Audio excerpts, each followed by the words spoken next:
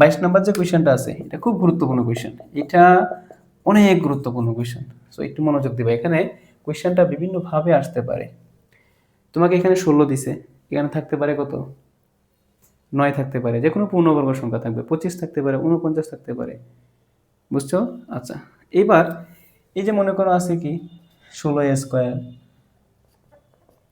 Plus 1/16a² minus 2 plus 16a minus কত 1/a, এটা আমি কি করব, উৎপাদকে বিশ্লেষণ করব। তুমি দেখবা যেখানে -2 আছে নিঃসন্দেহে এখানে সূত্র প্রয়োগ করা যাবে। তাই এই যে আমাদের প্রথম যে অংশটা আছে এই প্রথম অংশটাকে নিয়ে আমি কোনো সূত্র প্রয়োগ করতে পারি কিনা দেখি। এবার তুমি দেখো তো ভাইয়া, এই যে অংশটা এটা কি 4a মাইনাস কত 1/4a whole square plus 4 into 4a minus 1/4, এটাই হচ্ছে আমাদের কি ফ্যাক্টরাইজেশন বা উৎপাদকে